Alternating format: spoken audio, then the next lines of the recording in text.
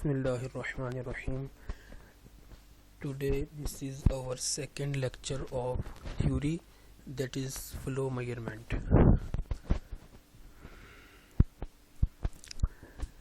Distribution of water from headworks to main canals. सबसे पहले तो ये है कि there are some components of irrigation system, जिसमें सबसे पहला कंपोनेंट है वाटरशेड।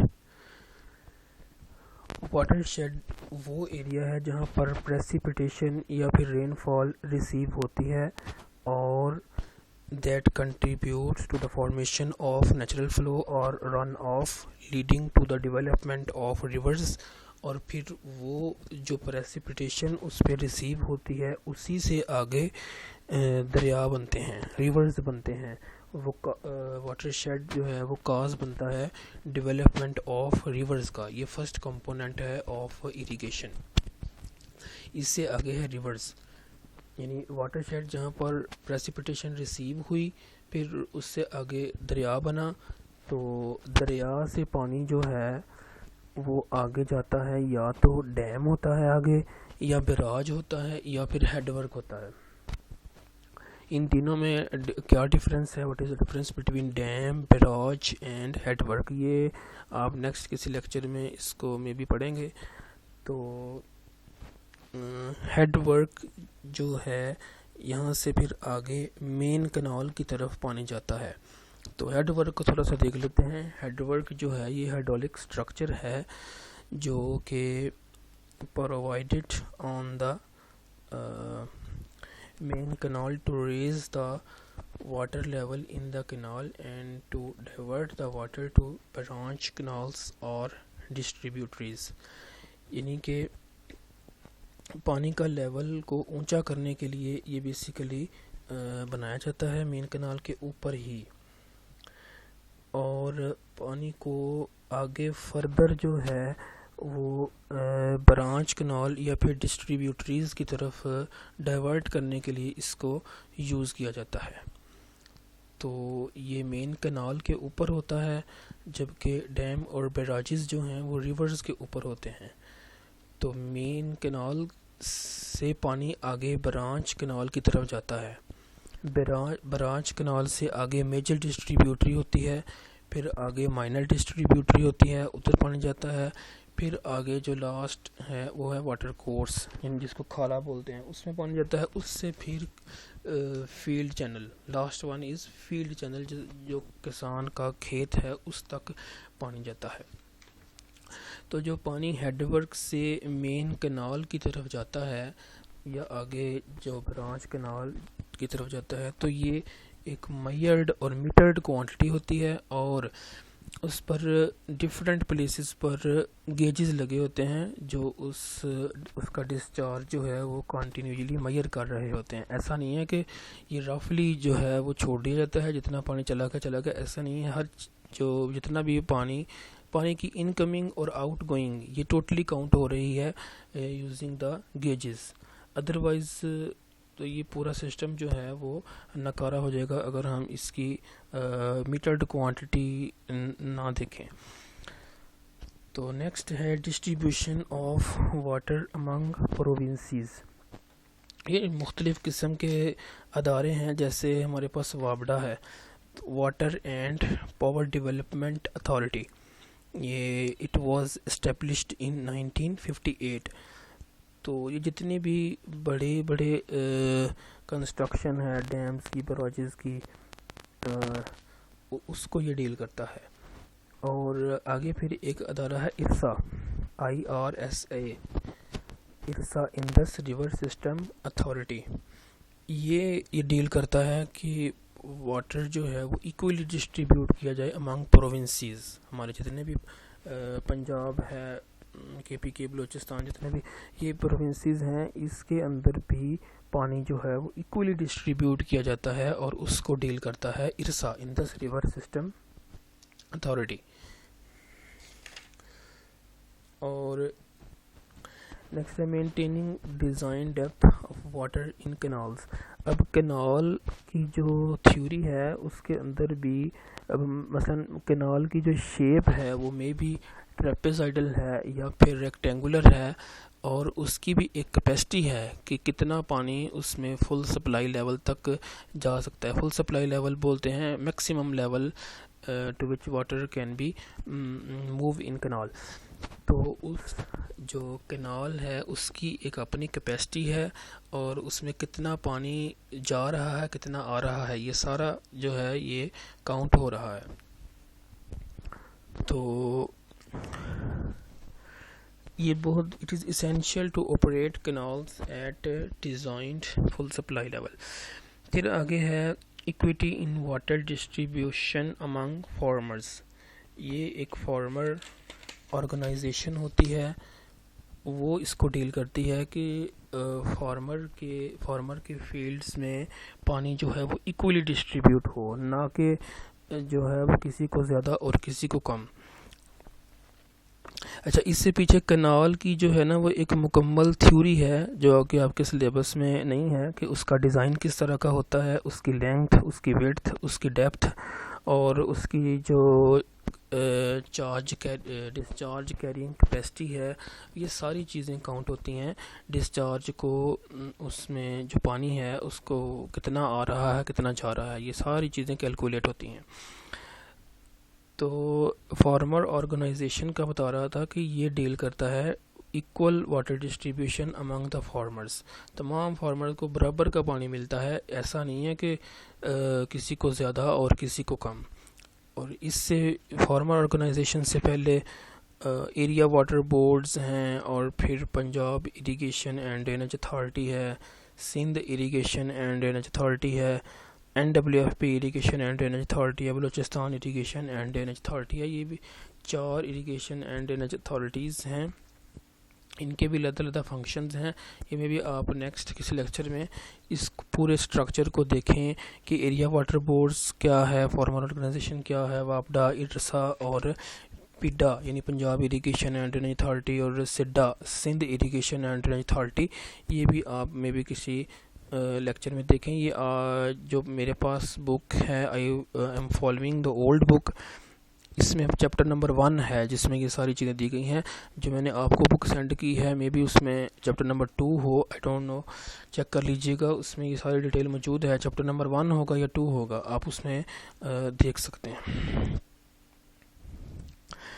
नेक्स्ट है मेजर्ड इरिगेशन टू क्रॉप्स। हम जो इरिगेशन वाटर क्रॉप्स को अप्लाई करते हैं वो भी मेजर्ड क्वांटिटी होती है। उसमें फर्दर 2 चीज़ें हैं, ये भी आप किसी आगे लेक्चर में पढ़ेंगे। एक वाराबंदी सिस्टम है और एक है कि क्रॉप वाटर रिक्वायरमेंट मेजर करके फिर उसको इरिगेशन अप्लाई की जाती है। वाराबंदी सिस्टम जो है ये लोकल पंजाबी टर्म है, इसका मतलब है to fix the turn of irrigation water. It is a rotational method for equitable distribution of the available water supply in an irrigation channel by turn fixed according to a predetermined schedule specifying the day, time and duration of supply to the each irrigator in proportion to the size of his land holding in the outlet command। यानी कि वाराबंदी system के अंदर ये दिन, time और duration of water supply ये specify किया जाता है कि इस दिन को इस टाइम फलां फार्मर के जो फील्ड है उसको इरिगेट किया जाएगा। और ये किस बुनियाद पर इसको रखा जाता है कि फार्मर की लैंड होल्डिंग का साइज़ क्या है, उसके जो खेत है उसका साइज़ हमारे पास कितना है, उसके हिसाब से वाटर जो है उसका टाइम सेट किया जाता है। तो ये आगे इसकी फर्दर टाइप्स भी हैं, लेकिन वो भी आगे किसी लेक्चर में देखेंगे। तो इससे बेस्ट है क्रॉप वाटर रिक्वायरमेंट मेजर करके अकॉर्डिंग टू क्रॉप, यानी क्रॉप को कितने पानी की ज़रूरत है। ये है असल कि अगर हम ये देखें कि एक फार्मर के पास कितना उसका फील्ड का साइज़ है, तो ये कोई अप्रोप्रिएट थिंग नहीं है, लेकिन हमारे यहाँ ज़्यादातर यही चलता है वाराबंदी सिस्टम। तो क्रॉप वाटर रिक्वायरमेंट में ये है कि पहले हम क्रॉप कौन सी क्रॉप है और उसको कितना पानी चाहिए, ये हम पहले से मेजर करते हैं कि किस कौन सी क्रॉप है और कितना पानी चाहिए, उस हिसाब से फिर उसको पानी अप्लाई किया जाता है। और उस क्रॉप वाटर रिक्वायरमेंट के लिए बहुत सारी चीज़ें देखी जाती हैं। वो एक अलहदा से एक लेक्चर है, अगर उसको डिस्कस किया जाए तो वो एक सेपरेट लेक्चर बनता है। तो वो बेस्ट मेथड है वाराबंदी सिस्टम से क्रॉप वाटर रिक्वायरमेंट, यानी पहले फाइंड किया जाए, फिर उसके मुताबिक क्रॉप को उतना ही पानी दिया जाए। इसमें वो नहीं है वाराबंदी सिस्टम, यानी एक ख़ास दिन होगा, टाइम होगा और ड्यूरेशन होगा। ये सिर्फ क्रॉप की नीड के अकॉर्डिंगली उसको पानी दिया जाएगा। नेक्स्ट है वाटर कोर्स डिज़ाइन। जैसे मैंने कैनाल में बताया कि उसकी भी एक पूरी थ्योरी है, इसी तरह water course design, water course का मतलब है खाला, जिसमें पानी जो है माइनर डिस्ट्रीब्यूटरी से खाले की तरफ पानी जाता है, फिर खाले से आगे जो फील्ड ऑफ फार्मर है उसकी तरफ जाता है। तो वाटर कोर्स को भी बड़े प्रॉपर तरीके से डिज़ाइन किया जाता है। उसकी लेंथ, विड्थ, उसकी स्लोप, उसकी शेप जो है वो मे भी रेक्टेंगुलर हो, ट्रेपेजॉइडल हो या फिर सेमी सर्कुलर हो। ये 3 किस्म की शेप्स हो सकती हैं, ट्रेपेजॉइडल, रेक्टेंगुलर या सेमी सर्कुलर। और इसमें बेस्ट वन होती है सेमी सर्कुलर, क्योंकि इसमें लॉसेस ऑफ वाटर बहुत कम होते हैं, इसलिए सेमी सर्कुलर। इसमें वेटेड पेरीमीटर यानी कि जो इसका जो क्रॉस सेक्शन है सेमी सर्कुलर का, उसका पानी से जो नीचे वाला तय है वो कम टच होती है, उससे पानी के लॉसेस बहुत कम होते हैं, इसलिए ये बेहतर है बाकियों की निस्बत से। तो नेक्स्ट वन वॉल्यूम यूनिट्स हैं। First one is hectare metre.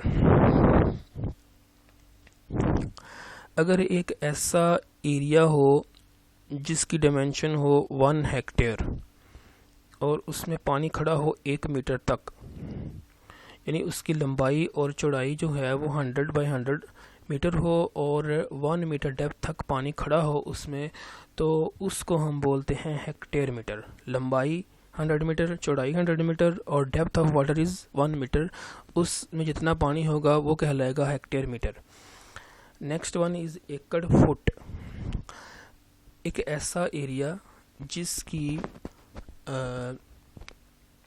जो लंबाई है वो 220 फीट हो और चौड़ाई 198 फीट हो और उसमें 1 फीट डेप्थ तक पानी खड़ा हो, तो उसको हम बोलते हैं एकड़ फुट।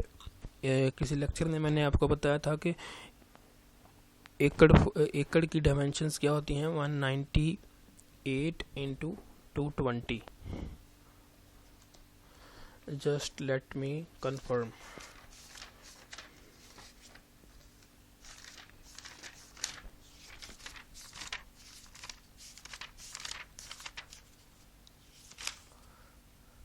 Yes, 198 इंटू 220, यानी लंबाई जो है वो 220 फीट हो, चौड़ाई 198 फीट हो और डेप्थ वाटर की 1 फीट हो, तो उसमें जितना वॉल्यूम ऑफ वाटर होगा वो कहलाएगा एकड़ फुट। इसी तरह नेक्स्ट वन है एकड़ इंच। अब 1 एकड़ एरिया हो, यानी वही 198 और 220 और डेप्थ उसमें वाटर की 1 इंच हो, then volume of water will be called as एकड़ इंच। तो next one is second feet day. अब अगर पानी का फ्लो हो 1 क्यूसेक यानी 1 क्यूबिक मीटर पर सेकंड के लिहाज से पानी चल रहा हो, उसका बहाव इस तरह से हो कि 1 सेकंड के अंदर 1 क्यूबिक मीटर पानी बह रहा है और उसको हम 24 घंटों के लिए इकट्ठा कर लें, यानी 24 आवर्स के लिए उसको इकट्ठा करें पानी को, लेकिन उसकी स्पीड जो है, उसका डिस्चार्ज रेट जो है वो 1 क्यूबिक फीट पर सेकंड हो और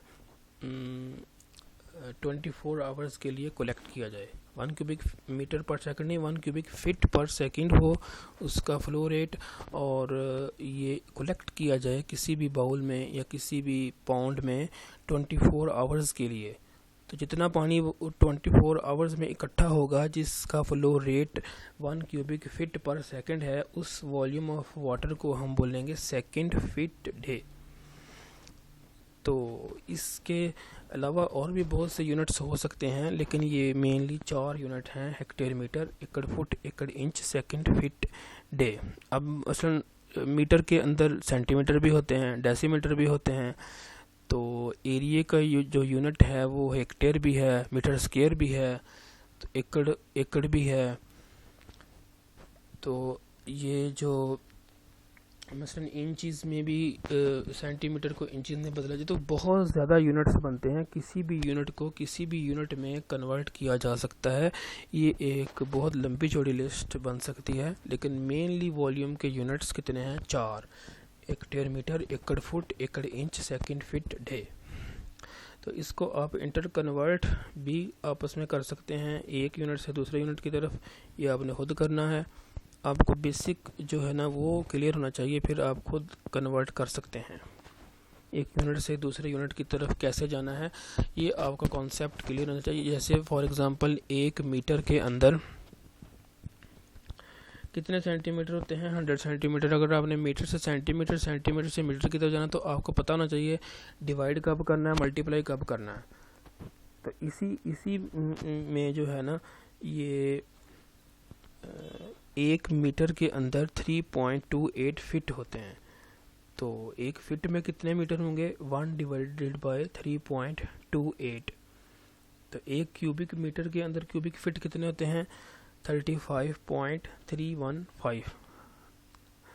तो 1 क्यूबिक मीटर के अंदर लीटर कितने होते हैं? 1000 लीटर।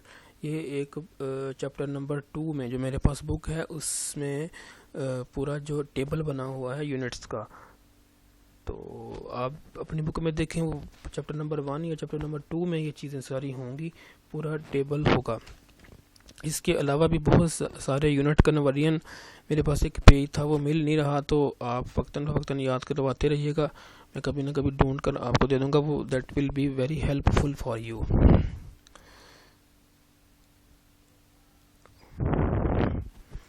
ये 2 बेसिक इक्वेशंस हैं, ये आपने पहले भी पढ़ा हुआ है। डिस्चार्ज क्या होता है?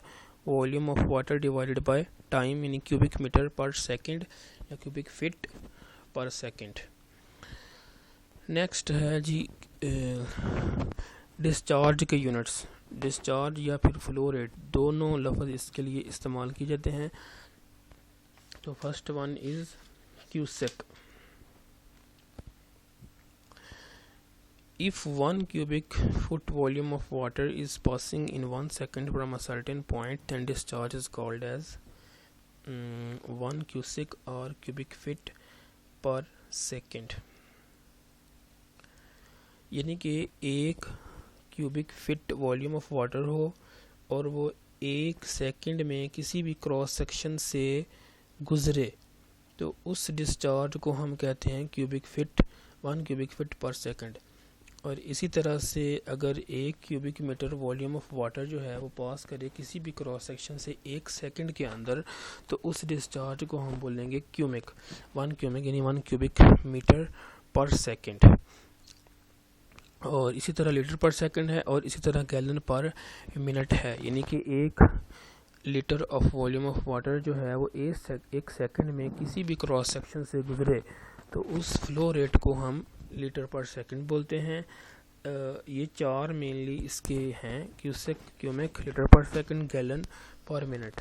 जैसा कि मैंने बताया कि बहुत ज़्यादा भी हो सकते हैं, लेकिन मेनली जो यूज़ किए जाते हैं वो ये 4 हैं।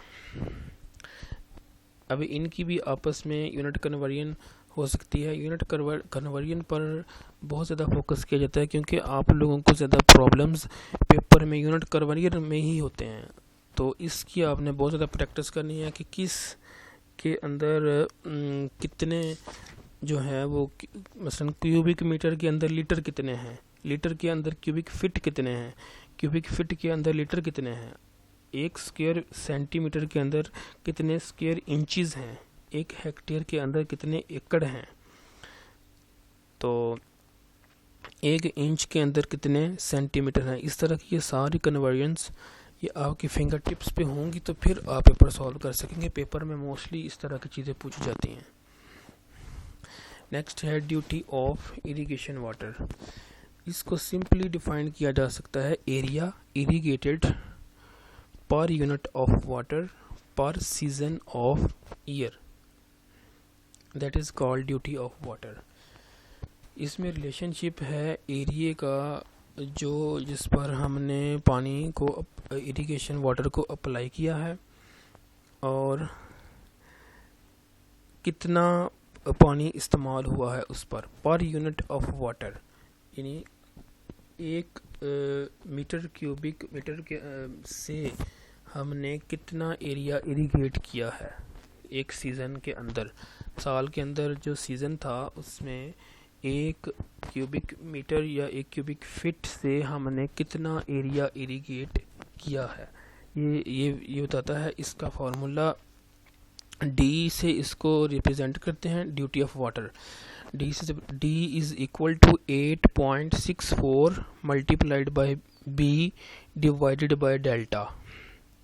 तो यहाँ पर डी जो है वो ड्यूटी ऑफ वाटर है, इसकी यूनिट है हेक्टेयर पर क्यूबिक, यानी हेक्टेयर बटा क्यूबिक मीटर पर सेकंड।